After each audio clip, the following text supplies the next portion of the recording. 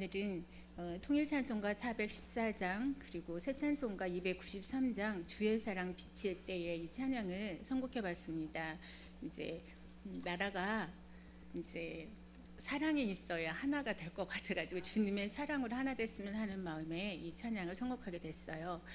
작사는 윌리엄 제임스 캐리 브레트라는 분이 했고요. 이분은 미국 분이세요. 그리고 독실한 신앙을 가진 여루 찬송 작시자이십니다. 그녀는 29살에 결혼을 해갔고요. 딸을 5 낳자 어머니로서 평범한 가정주부였어요.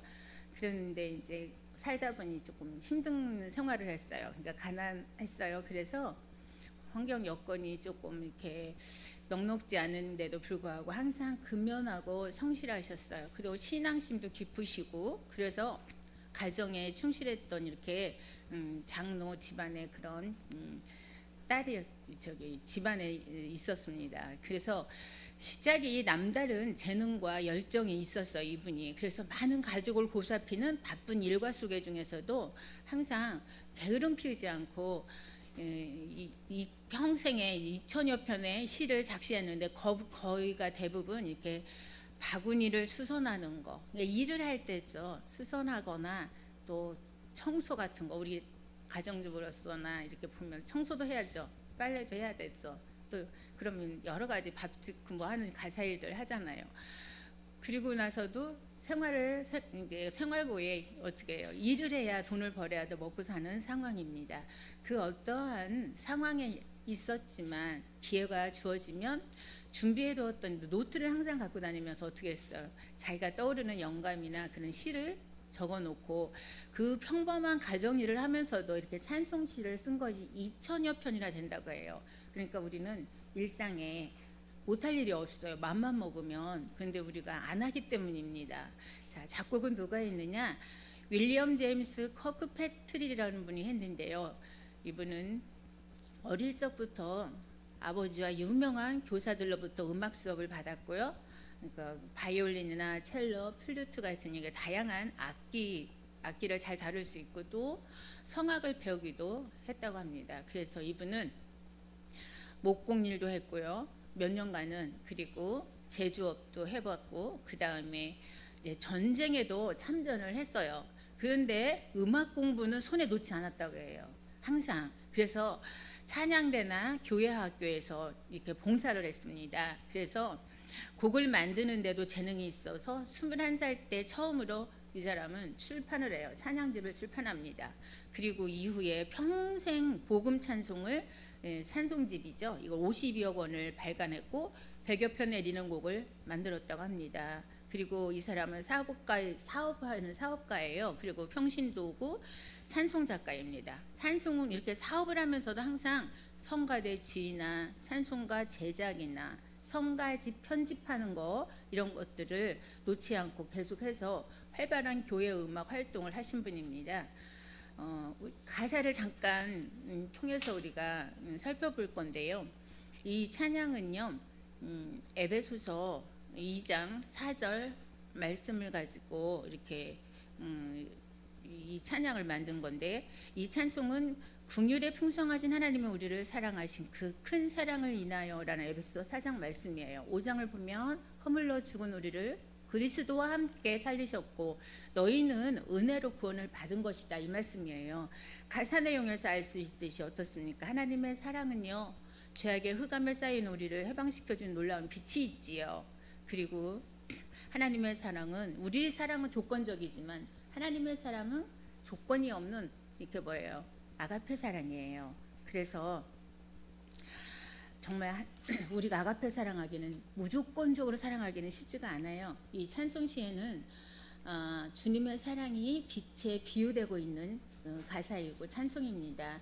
우리들도 전에는 죄로 인해서 흑암 가운데 살고 있었죠. 그러나 이제는 빛 대신 그리스도로 인해서 따스한 이렇게 인해서 슬픔과 그 다음에 밝음을 이렇게 얻었다 해서 에베소 5장 8절에 있는 말씀처럼 이렇게 우리가 눈을 뜨면 날마다 발견하는 것이 세상의 암흑이잖아요. 그 어둠을 몰아내는 것은 오직 하나예요.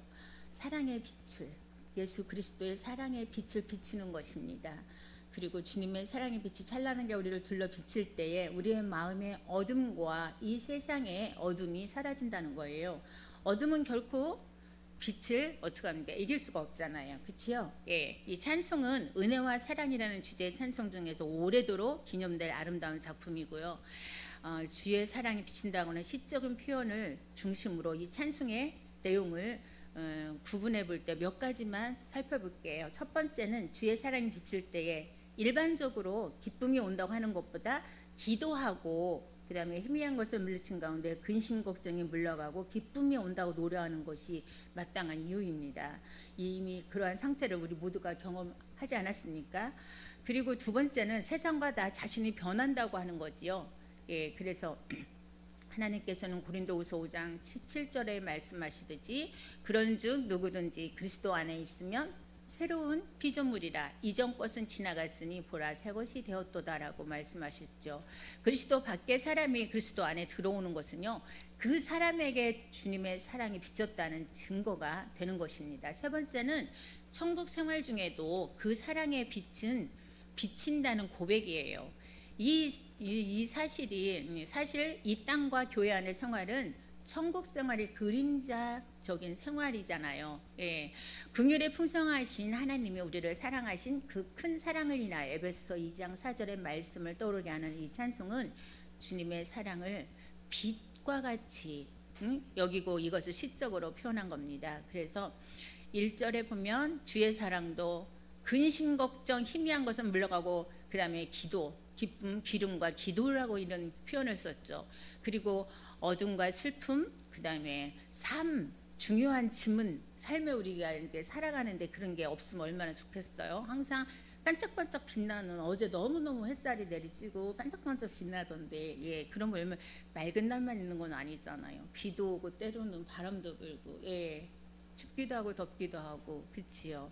예, 그렇듯이 그런 갈 길 복을 가져온다고 3절에 말씀하고 있고요. 그리고 영원한 생명을 찾게 변화시켜 주셨다는 말씀이 바로 2절에 나타나 있죠. 이 세상의 삶에서 한 걸음 더 나아가 천국 생활 중에도요, 주의 사랑이 함께 있는 것을 노래하는데 이것은 천국의 소망과 확신을 내포하고 있는 바로 4절 말씀이 그 근거입니다. 주님의 사랑이 우리를 변화시키고 새로운 희망을 주는 순간을 예수 그리스도를 통한 하나님의 사랑이 우리 마음을 비출 때 누리게 되는 갖가지 축복을 노래한 찬송이 바로 오늘 주의 사랑 비칠 때 이 찬송입니다. 오늘은요, 그동안 이렇게 쭉 했는데 우리 콘티라는 거 많이 들어봤죠? 예, 안 들어보셨어요? 들어보셨지 않아요? 콘티란 말 안 들어보셨어요? 아, 그럼 오늘 배우시면 돼요. 와, 그 말이 뭔가 그거에 대해서.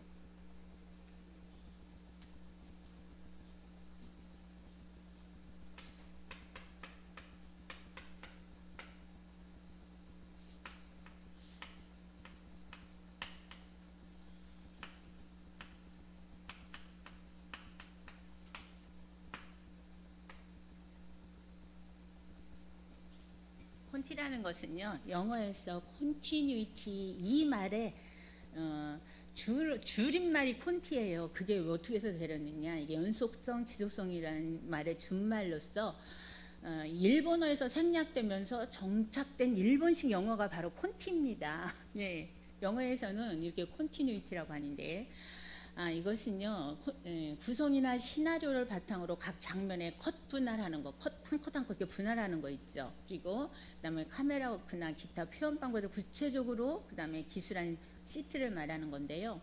시나리오를 기초적인 이렇게 설계라고 하면 콘티는 아주 상세한 설계도다, 구체적인 거다, 이렇게 생각하시면 돼요. 그래서 콘티의 종류에는요, 크게 4가지가 있는데 어떤 것들이 있느냐, 문자 콘티가 있고요. 문자, 그 다음에 그림 콘티가 있어요. 문자는 뭐 시나리오 이런 거 글로 쓰는 거겠죠. 그 다음에 그림 콘티가 있죠. 이런 것들은 뭐 이렇게 우리 보면 만화라고 컷 하나하나씩 이렇게 넘어가는 거, 예, 그런 것도 있을 수 있겠죠. 그림으로 나타내고. 그 다음에 사진이에요. 사진, 그림 대신 사진을 이용한 것이 사진 콘티예요. 그 다음에 영상 콘티가 있어요. 비디오 영상을 사용해 가지고 또 나타내는 게 영상 콘티라고 합니다. 근데 우리는 이런 거 다 필요 없고 뭘 배우려고 그러냐, 찬양이 있을 때 찬양 콘티 이런 말을 하잖아요. 그래서 찬양 콘티에 대해서 오늘 한번 들어가 보려고 합니다. 한국 교회에 찬양 콘티를 작성하는 문화가 일반화되고 있는데, 지금으로부터 10여 년 전만 하더라도 기획이라든지 뭐 기획한다 이런 거요, 콘티라는 말을 교회에서 사용하기를 꺼려했어요. 왜 그랬냐 하면 그 말을 사용하면 좀 이게 영성이 떨어지는 거 아니야? 이래가지고 인간적인 인간미만 나타나고 너무 그런 거 아니야? 그래가지고 이렇게 사용하는 것을 조금 자제했습니다. 그런데 그 이후 시커 서비스라고 해서 열린 예배를 우리 많이 들어보셨나? 열린 예배라는 이름으로 우리나라에 이제 그게 소개가 돼요. 그래서 예배 기획에 대한 관심이 높아지기 시작합니다.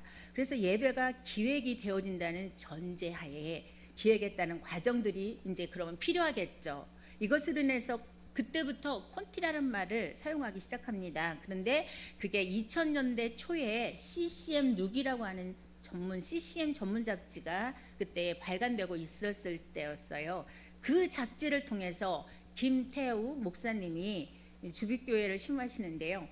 찬양 콘티의 찬양 콘티를 어떻게 작성하나, 그리고 찬양 콘티 그 작성하는 예시를 연재한 것이 공식적으로 큰 센세이션을 일으켜줘요. 그래가지고 이거를 시발점으로 해서 현재 기독교 웹사이트나 교회 홈페이지에 보면은 이렇게 찬양 콘티라는 말을 이렇게 사용하는 걸, 우리가 그 찬양 콘티 이런 걸 쓴 거를 발견할 수가 있게 된 거예요. 유래가 그렇게 된 거죠. 그래서 콘티의 의미나 그다음에 콘티의 구성 방법이나 그다음에 콘티를 어떻게 작성할 것인가, 그거에 대해서 좀 알아보고요. 그러려고 오늘 여러분과 그런 시간을 가지려고 합니다. 단어의 뜻을 보면 콘티는 서두에 말씀드렸듯이 콘티뉴이티의 줄임말이에요. 사전적인 의미는 뜻은 뭐냐? 지속하다, 연속 이런 뜻이에요. 예. 그리고 콘티를 구성하는 방법은요, 크게 두 가지를 나눌 수 있어요. 아까 종류보다 이제 크게 나누는 방법에 대해서 크게 두 가지를 나눕니다. 첫 번째로는요, 글 콘티가 있어요. 아까 문자 콘티 하듯이 글 콘티가 있습니다. 그리고 두 번째로는 그림으로 장면을 표현하는 그림 콘티가 있어요. 이 정도 알아두시면 되고요. 그림 콘티에는 많은 것이 들어가잖아요. 그림 콘티 하면 그림도 있지만 사진도 있고 영상도 있을 수 있죠. 예, 문자 이렇게 크게 나누면 그렇게 나누죠. 그래서 우리가 오늘 다루고자 하는 게 뭐라겠어요? 찬양 콘티예요. 예, 찬양에서의 콘티의 뜻은, 찬양 콘티라는 것은 찬양 시간의 전반적인 구성이나 및 진행을 계획하는 것을 의미합니다. 이것을 통해서 찬양의 흐름과 목적을 명확하게 할 수가 있는 거예요. 찬양 콘티를 짤 때에 가장 중요한 것이 있는데, 그것은 찬양의 목적이나 의도를 명확히 파악해야 됩니다. 예를 든다면 찬양의 주제에 이렇게 선정을 해요. 찬양이 오늘 어떤 찬양을 할 것인가, 그리고 그 주제에 맞게 찬양 콘티를 짜요. 그리고 참석자들이 상황이 이제 고려해가지고 어떻게 해요? 오늘 누가 예배를 드리러 왔나 이런 것들. 그래서 콘티를 짜요. 그리고 예배가 주제가 예배의 주제가 있을 거예요. 오늘 뭐 이렇게 헌신 예배라든가 아니면 전도 아니면 뭐 여러 가지 있을 거예요. 그거에 대한 찬양의 뭐 세미나라든가 뭐 여러 가지 있을 겁니다. 그런 주제가 무엇인지를 꼭 고려를 해서 그 목적과 의도를 설정하고 찬양 콘티를 구성하면 됩니다. 그리고 찬양과 찬양을 이렇게 연결하는 거예요. 그리고 찬양과 다른 순서와 연결이 끊어지거나 어색하지 않고 순조롭게 매끄럽게 이렇게 연결하기 위해서 작성한 순서, 또 구성도를 바로 찬양 콘티라고 하는 거예요. 그러니까 찬양하다 딱 끊어지면 그 다음 다시 시작하려면 또 그렇잖아요. 그래서 매끄러운 그 진행이요. 예, 그거를 여러분이 이제 항상 하다 보면 시간이 되면 멘트를 어떻게 넣어서 이렇게 연결을 한다든가 뭐 그런 것까지 시간이 되면 다 알려드리겠습니다. 그래서 찬양 콘티는요, 그날 예배의 컨셉과 그날 또 설교 말씀이나 주제 있죠, 말씀의 내용, 그리고 그 결과를 고려해 가지고 찬양의 위치가 어디이고 그 찬양으로 내가 드려야 여러분한테 할 메시지, 그 한계가 어디까지 있는 것을 미리 정하는 겁니다. 그래서 찬양의 흐름을 끊이지 않으면서도 음악과 말씀을 조화롭게 이끌어내는 방법이 바로 뭐다고요? 찬양 콘티입니다.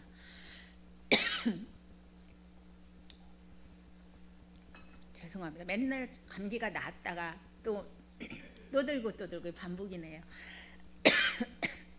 그러려면 먼저 어떻게 해야 되냐? 예배의 성격을 알아야 돼요. 첫 번째는 예배의 성격을 알아야 돼요.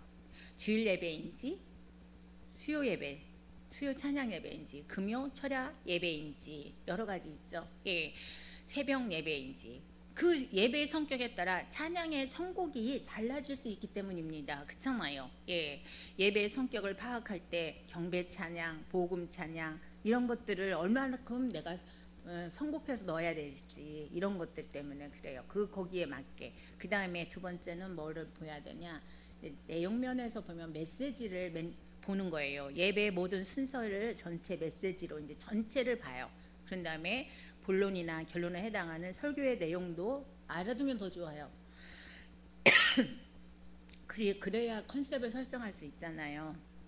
왜요? 찬양 컨셉을 이렇게 설정하기 위해서 그런 거예요. 그러면 콘티를 작성할 때 그게 어렵지 않고 쉽습니다.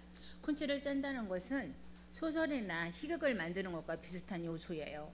극작가가 주제를 정하고 그 주제를 통해서 전하고자 하는 메시지를 정하잖아요. 그리고 주제와 메시지가 나오면 그것에 맞게 이야기 틀을 구성을 해요. 이것을 플롯이라고 해요.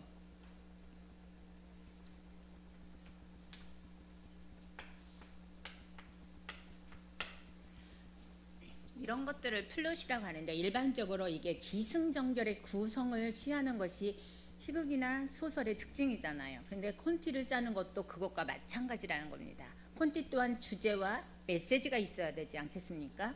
많은 메시지를 전하려고 하지 말아야 돼요. 메시지가 많으면 지난 강의에도 말씀드렸듯이 찬양은 언제 하냐고요. 또 설교 말씀 다 까먹어. 그거 시간을 다 메시지 때문에 미리 그럼 정말 안 되겠죠. 그래서 한 가지 또는 두 가지 지금 하면 이렇게 좋다는 거예요. 여러 가지 주제를 막 섞어서 믹스하지 마시고 또 길게 하시지 마시고 주제를 잘 표현해 줄 수 있는 플롯을 구상하여서 주제를 효과적으로 드러낼 수 있게 해야 된다는 거죠. 그래서 찬양도 이렇게 소설이나 이런 것들처럼 그게 진부하게 재밌게 드라마든 뭐든 구성이 짝짝 나가면 좋은데 막 진부하게 나가면 지루하잖아요. 예, 그거 찬양도 마찬가지예요. 그래서 흐름을 심하게 깨트리지 않고 방해하지 않고 콘티가 예배에 오히려 방해줄 수도 있다는 걸 꼭 기억해야 돼요. 멘트 때문에 방해줄 수도 있고 찬양 선곡을 또 잘못해서 방해를 할 수 있고 주제에 맞지 않게 하기 때문에도 방해가 될 수 있고 시간적으로도 또 너무 길게 해서 방해가 될 수도 있다는 겁니다. 그래서 콘티를 짠다는 것은 이렇게 쉽지가 않아요.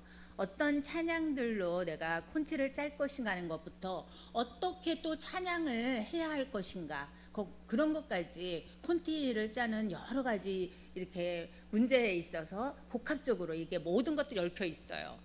음향, 뭐 조명, 그 다음에 이런 것들이요. 이 마이크라든가 찬양 팀이 있다면 팀워크가 잘 이루어져야 되잖아요. 그래서 악기를 또 다룬다면 악기의 구성들이 어떻게 되어 있느냐에 따라 또 틀려요. 그런 것들까지 이 찬양 인도자는 다 세심하게 신경 써야 돼요. 혼자 또 악기도 없고 아무것도 없는데 이 반주기를 통해서 한다든가 아니면 연주자하고 둘이 한다든가 맞춰야 돼요. 그래서 리허설이 필요합니다. 일찍 와서 둘이 맞추고 교회에서 리허설하고요. 개인적으로 가서 리허설도 틀립니다. 그래서 항상 찬양할 때 보면은 미리 와서 찬양을 연습하잖아요. 찬양대들이 왜 그러냐고요? 본 메인에 갔을 때에 실수하지 않고 또 잘하기 위해서 찬양 하나님께 최고의 찬양을 올려드리기 위해서 그거를 준비하는 과정이잖아요. 그래서 실수하지 않으려고 어떡합니까? 준비를 미리 와서 해요. 가수들도 그 한 곡을 이렇게 TV에서 우리 볼 때는 쉽게 하는 것 같지만 1000번, 2000번을 부르고 온다는 거예요. 하물며 그 가수들도 그러는데 우리는 최고이신 하나님께 올려드리는데 그거 몇 번 한다고 짜증 부릴 일도 아니고 그 시간 아깝다고 생각하면 또 안 되겠죠. 왜? 그 1000번, 2000번 그 한 곡을 위해서 부른 사람들은 시간을 얼마나 많이 투자했겠어요. 그래서 여러분들도 항상 예를 들어서 이렇게 내가 헌금송을 이렇게 드리라고 이렇게 연락을 받았다든가 순서라든가 그러면 철저히 준비하라는 거예요. 그냥 무턱대고 누구 지적해서 하는 것보다는 항상 준비할 수 있는 시간을 드리는 게 좋아요. 왜요? 하나님께 최고의 찬양 올려드리기 위해서는 준비 시간이 필요하기 때문입니다. 그래서 콘티를 혹시 짜는 것을 단순하게 생각해서 그냥 쑥 나와가지고 그동안 했으니까 찬양 난 인도했으니까 하고 쑥 이렇게 찬양 부를 순서만 나열한 것이라고 생각하면 큰 오산인 거예요. 그래서 콘티 찰 때는 어떤 찬양을 부를지 내가 어떤 순서대로 부를 것인지 하는 것뿐만 아니라 이 찬양이 이 악기로는 어떻게 소화할 수 있을까, 또 멘트는 언제 들어가지, 또 어떠한 빠르기로 부려야 될까, 이런 것들이요. 또 언제 시작해야 좋을까, 또 언제 끝나는 게 좋지, 아니면은 이 곡이 나한테는 안 맞아 그러면 전조나 이렇게 조를 높이거나 아니면 또 내리는 거, 그거를 어떤 곡에 추가를 해야 되지, 어느 곡을 내가 내려야 되지, 이런 것들이요. 또 리듬은 어떻게 변화를 주어서 해야 될까, 여러 가지 생각할 게 한두 가지가 아니에요. 그래서 쉬운 게 아닙니다. 그러면 콘티를 짜려면 뭐 먼저 해야 될까요? 여러분 뭐 먼저 해야 될 것 같아요? 악보요? 또요? 생각나는 대로. 악보 좋아, 맞아요. 악보도 중요해요. 자, 제일 먼저는 우리는요, 일단은 제일 먼저 기도입니다. 기도. 콘티를 짜게 앞서서 우리는 항상 예배당에 일단 오면 기도 먼저 하잖아요. 하나님 저 왔습니다 하면서 오늘도 기도 올리듯이 오늘 또 하나님 무슨 찬양을 해야 될지, 또 어떻게 실수하지 않고 할지 성령님이 오늘 또 저를 통해서 이렇게 사용되어 주시기를 간절히 기도하는 마음으로, 그리고 내가 어떤 곡 해야 될까요? 항상 짜기에 앞서서 기도하는 게 필수입니다.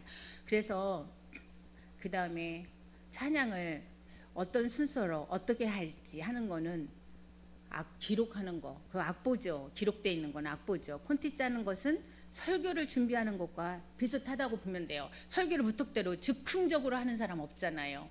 그거를 한 달 전에 짜신다. 유명한 그 목사님, 큰 교회 목사님도 그 뚝딱 하지 않으셔요. 한 달 전부터 그거를 그 설교를 위해서 준비하신다고 그랬어요. 그랬는데 하물며 찬양은요, 어떤 찬양을 어떤 순서대로 선곡하느냐에 따라서 함께 찬양하는 이 모든 회중들에게 전달되는 메시지가 완전히 달라질 수 있다는 겁니다. 그래서 설교를 준비할 때나 찬양 인도를 준비할 때나 우리는 잘못된 메시지나 왜곡된 메시지를 전달해서는 안 된다는 겁니다. 그래서 더 나아가 어떻게 성령 하나님께서 우리에게 깨닫게 하시는 메시지가 있을 거예요. 그거를 전달해야 한다는 겁니다. 그래서 항상 콘티 짜기 전에 먼저 찬양 인도자는 기도하고 묵상을 통해서 하나님의 인도하심을 구하고 그 예배의 주제를 오늘 찬양 주제는 이걸로 하면 되겠다 정해서 거기에 맞게 어떻게 합니까? 선곡을 해야 되겠죠. 설교 주제나 또 교회에서 중요한 메시지, 또 특정한 시즌이 있어요. 어떤 거요? 부활절이나 성탄절, 또 추수감사절, 이 감사절 같은 거, 이런 거에 맞춰 예배를 주제를 또 정하고, 그 다음에 그것도 아니면 평상시 예배면 오늘은 회개가 주제다. 그럼 회개에 대한 거, 회개함으로 우리 하나님께 나아갑시다 이런 식으로 말을 한다든가, 하나님께 우리 회개 먼저 하고 찬양 올려드립시다 한다든가 이런 식. 그리고 곡의 순서를 이렇게 결정하고 전반적인 흐름도 또한 구성을 해보는 거예요. 그래서 그 곡 하나하나가 가지는 메시지나 또 감정들의 그 모든 것들을 이렇게 고려해서 순서를 정하면 좋아요. 그런데 순서는 빠른 템포로 가진 찬양곡을 앞으로 할 수도 있고요, 느린 찬양을 뒤로 구성할 수가 있는데, 될 수 있으면 느린 것은 빨리 하는 것은 막 이렇게 앞으로 보내는 게 좋아요. 압도적으로 막 이렇게 신나게 시작하시고 막 이제 하나님의 임재를 체험하기 위해서 끝까지 신나면 안 되고요, 빠르게 하면 안 되고, 항상 예배에 이제 들어가기 직전에는 느린 곡으로 마음을 가라앉히며 정돈하면서 하나님의 임재를 그다음에 예배에 들어가기를 임하는 그런 순서면 무방합니다. 찬양 순서와 구성을 할 때 무조건 막 강하게 강강강강만 있고 또 약하게 약하게 양양양만 이렇게 구성하려 강약을 적절하게 조화롭게 넣어서 구성해야 된다는 거죠. 찬양곡이 많아지면 많아질수록 이 순서와 구성이 더 중요합니다. 뒤죽박죽 하면 이 회중들이 너무 지치고 힘들어요. 40분 찬양을 한다든가 아니면 1시간 찬양하는 거 쉽지가 않습니다. 회중들도 하다 보면 지칠 수 있어요. 그런데 곡을 거기에 맞게 이렇게 흐름이 끊어지지 않게 매끄럽게 하려면 많은 생각과 이렇게 해보는 거 본인이 스스로 중요합니다. 그 다음에 이제 기도했으면 곡을 선택해야 되겠죠. 예, 당연히 처음에 어떤 찬양을 할지, 처음 스타트가 어떤 찬양을 할지 해야 되는 걸 선곡을 합니다.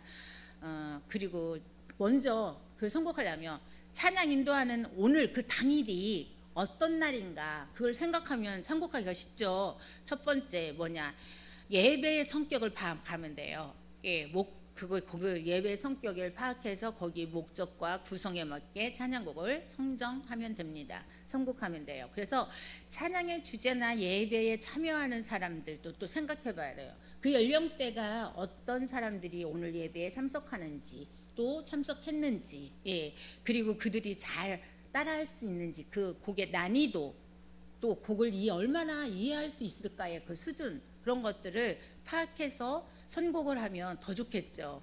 그리고 해당 예배자가 가지는 성격은 그것이 집회 형식인지 아니면 그 집회는 뭐 부흥집회든 뭐 사경회든 뭐 있죠. 그리고 예배 주일 중에 격식을 갖춰야 하는 예배인지 자유로운 그냥 예배인지 그걸 꼭 확인해야 돼요. 특별히 고난주간이나 부활절이라고 생각해 보세요. 그러면 예수 그리스도의 십자가에 관한 찬양이나 아니면 부활에 대한 찬양을 선곡하는 게 좋지 않겠습니까? 일반 찬양보다는. 그래야 거기에 맞게 예배가 딱 집중이 더 되고, 목사님도 고난주간에는 고난에 대한 설교를 하시잖아요. 그럼 우리도 그거 안 해도 목사님께 설교가 뭐예요? 안 물어봐도 우리가 거기에 절기에 맞게 선곡을 하면 딱 맞는 거예요. 그래서 찬양도 제가 강의 시간에 말씀드렸듯이 목사님의 설교가 뭔지를 알아내면 더 쉬워요. 그 선곡하기가. 찬양대든 그날 뭐 독창자든, 예, 그게 좀 센스 있다고 봐야 되나요? 그것 하나의 팁입니다.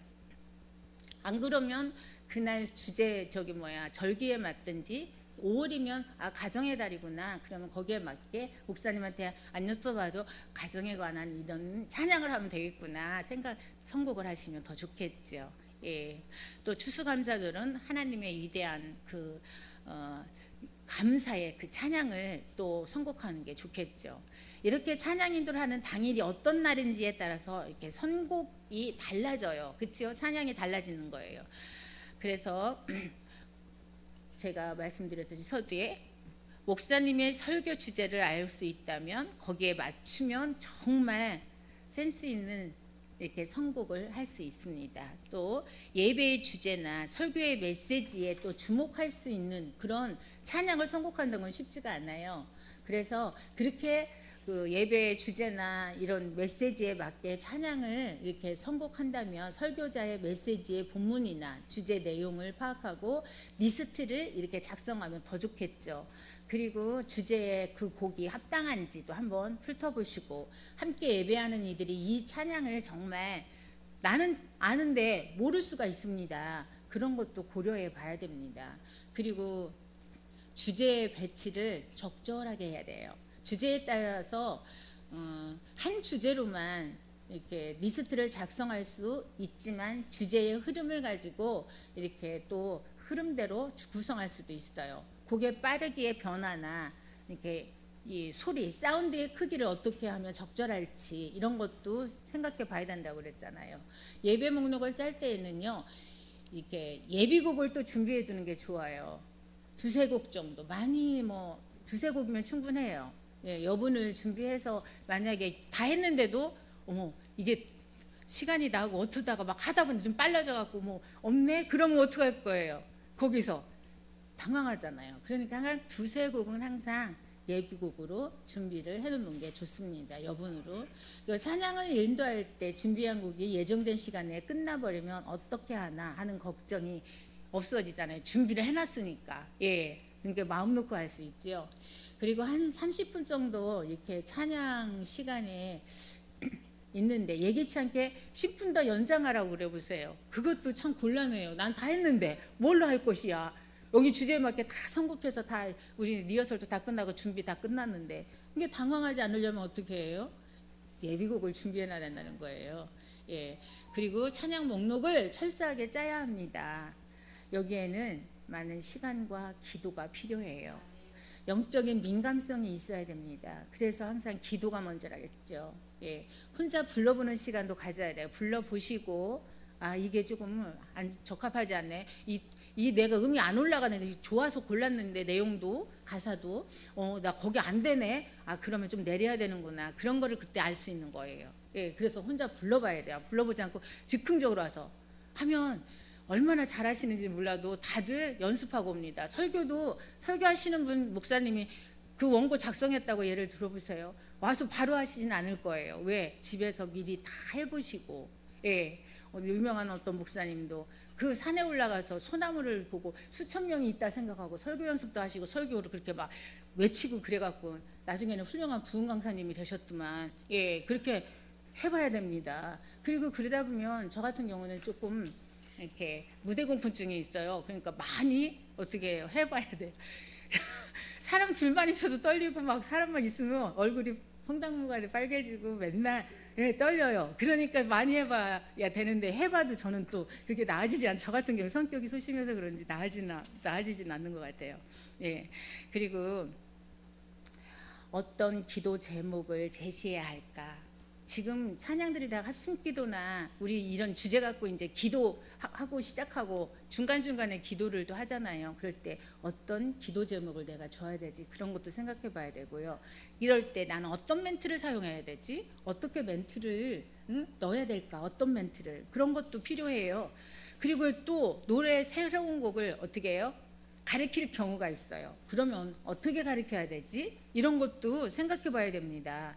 그래서 찬양 인도자 경배자는요, 뺄 것은 빼고 넣을 것은 넣고 이러면서 여러 번 이렇게 찬양 그 순서 목록을 짜봐야 돼요. 곡의 순서도 배치를 위로 갔다, 중간에 갔다, 밑으로 가봤다. 아 이렇게 놓으니까 딱 맞네. 예, 이런 거 연습해 봐야 됩니다. 그러다 보면은요 저절로 곡의 순서나 가사가 암기가 돼서 연습이 됐으니까 인도할 때 매끄럽게 수월하게 돼요. 근데 즉흥적으로 하면 잘 모를 때가 있어요. 실수할 때도 있고. 그래서 어떤 분이 기도를 하러 올라갔어요. 근데 여름이라 이 선풍기가 날아가 버렸네.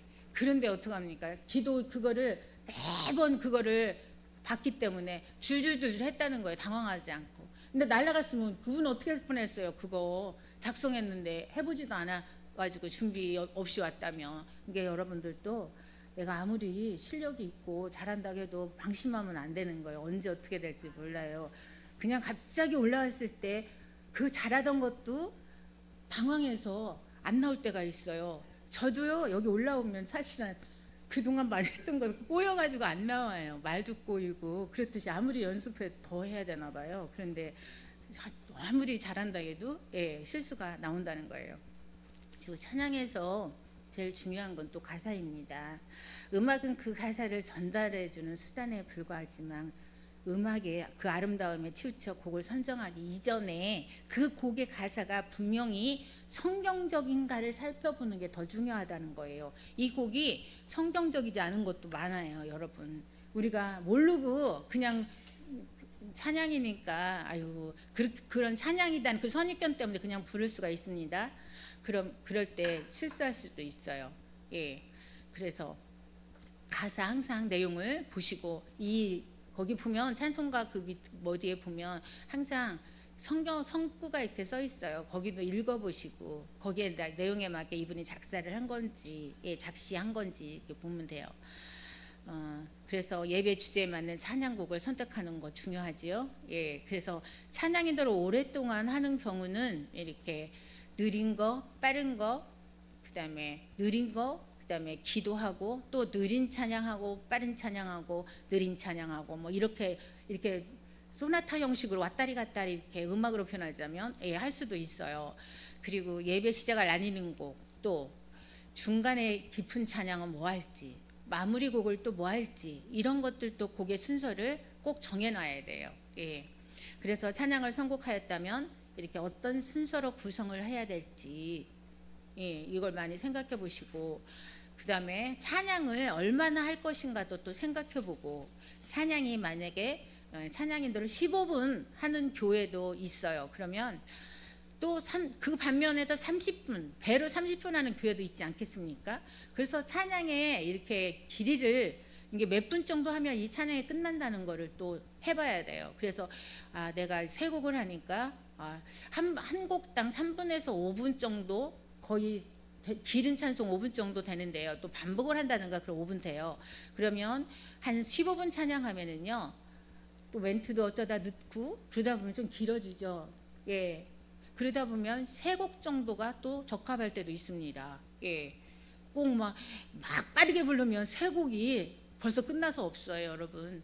그러니까 그 속도도 감안하시고, 그러다 또 반복도 있어요. 후렴 같은 거, 가사의 그 내용이 너무 은혜로워서 나는 후렴을 몇 번 반복하고 싶다. 반복할 때도 마지막에는 여러분, 처음에 빠르게 했으면 중간에는 조금 빠르게 했다가 마지막에는 느리게 하면 은혜됩니다, 여러분.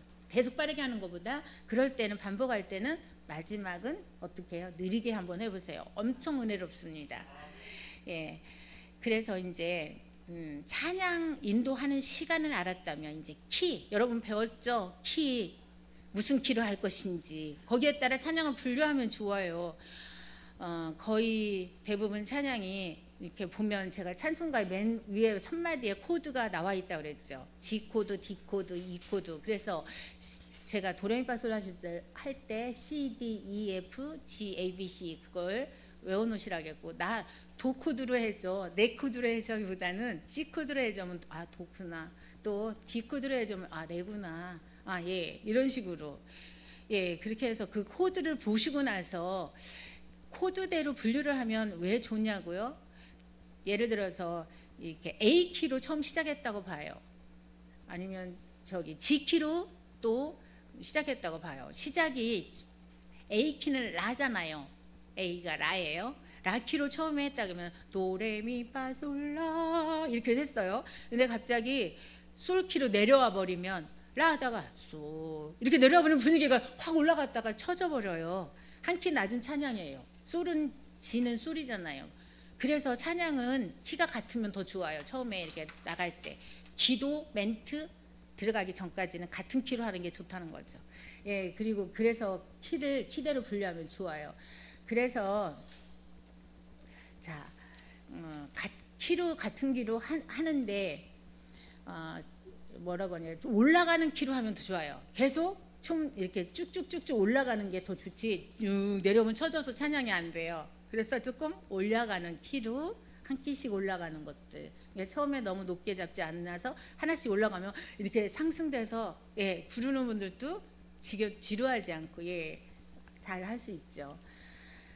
그리고 곡들의 악보를 준비를 해야 되겠죠. 그리고 준비해놓은 악보를 또 편곡할 경우도 있어요. 저 같은 경우는 이렇게 절기 이런 때는요, 기쁘다 구주 오셨네 그러다가요, 노엘 노엘 조금 이렇게 또 이렇게 메들리처럼 이렇게 하거든요. 또 악보도 수정해요. 그러니까 여러분들도 그런 것들이 필요합니다. 거기에 맞게.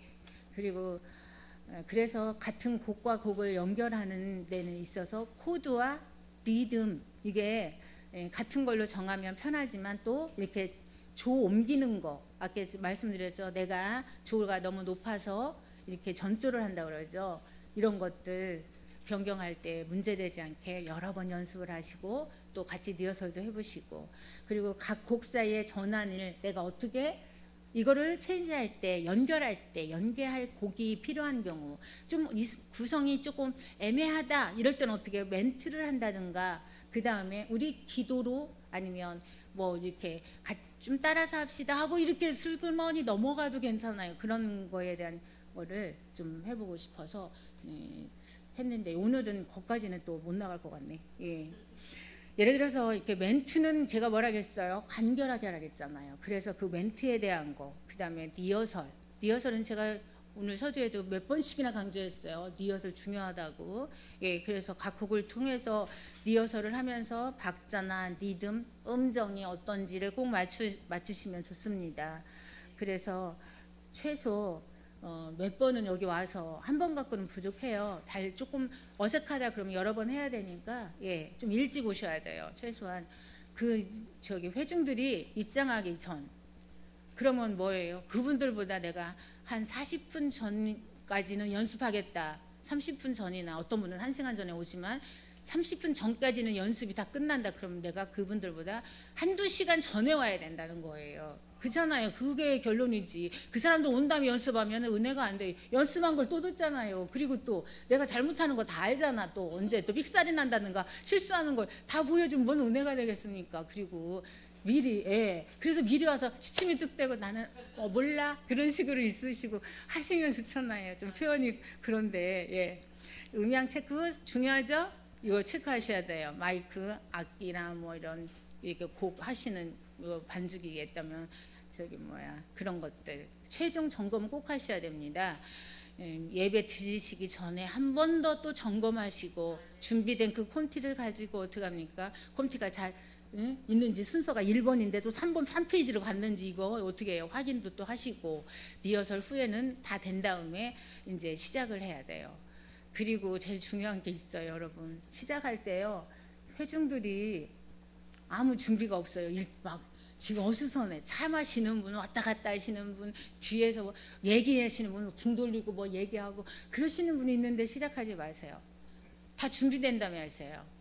그거에 대한 거를 여러분 다음 시간에 어떻게 해야 되는지 하면서 멘트는 어떻게 해야 될까? 예배 시작 전에 멘트는 어떻게 하면 더 좋을까? 은혜될까? 그런 거를 다음 시간에 하겠습니다. 오늘은 그래서 이런 모든 것들을 다 이렇게 잘 상세하게 누가 봐도 내가 안 하더라도 혹시 내가 아파서 못 오면 다른 사람이 할 수 있게 남겨야 돼. 기록을 해서 진행을 또 쉽게 하면 더 좋겠죠. 예, 내가 또 더 쓸 거 있으면 거기다 첨가해서 이렇게 써놓기도 하고 그래서 이런 것들을 준비가 됐을 때 더 어떻게 됩니까?